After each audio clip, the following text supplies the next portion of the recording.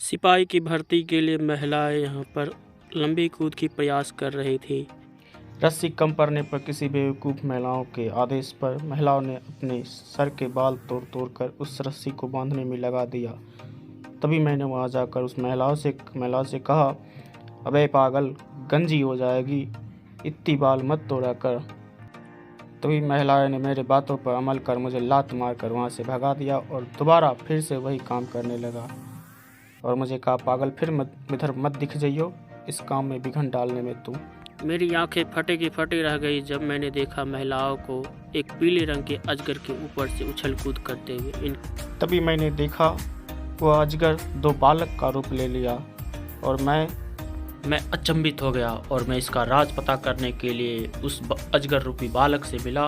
तब मुझे पता चला कि आज से 5000 साल पहले उसे नरेंद्र बाबा नाम के प्रकोप से अजगर बना था। आज उसका उद्धार हो गया और इसी के खुशी में बालकों ने मिलकर एक बहुत बड़ी नाच गान व्यवस्था की। आइंस्टीन के जेनेटिक लैब में रिसर्च करने के बाद मुझे पता चला वह अजगर रूपी बालक इन बालक बालिकाओं का एक प्रमुख राजा हुआ करता था। आज उनके उद्धार पर इन्होंने जश्न में खुशी को व्यक्त करने के लिए नृत्य का प्रदर्शन किया।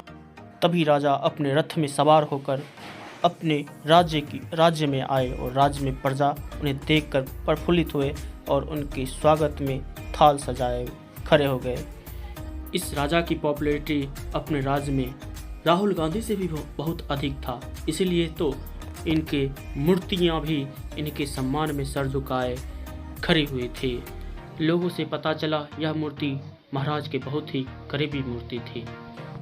तभी जाकर राजा को मैंने सूचित किया कि महारानी का आगमन होने वाला है, कृपया आप खड़े हो जाए। तो राजा ने हमारी बात को अवहेलना करते हुए खड़े होकर रानी की हाथ पकड़ के उसे ऊपर की ओर खींचने लगे। रानी राजा के पास जाते ही सीधे उनके चरणों में गिर गई, जैसे बहुत दिनों से उनसे बिछड़ी हुई थी। स्वाभाविक था, बिछड़ने के बाद रानी को उनके चरणों में गिरना स्वाभाविक था। तभी राजा ने महारानी को समझाया, चिंता मत करो, अब मुनि वह मुझे श्राप कभी नहीं देगा, मैंने उसे प्रधानमंत्री का पद दे दिया है। तभी महारानी ने राजा से कहा, मैंने मन्नत मांगी थी कि आप यदि आओगे तो मैं साउथ अफ्रीका के साधुओं को जमाऊंगी। तभी राजा ने उनकी बात को मानकर साउथ अफ्रीका के नामी साधुओं को मंगाया और उनको भोजन करवाया। बट मुझे साधु को देखकर कुछ डाउट हुआ। मैंने कहा, साले तो मैं इसे को पता ही लगा के रहूँगा ये साउथ अफ्रीका के हैं या कहाँ के हैं।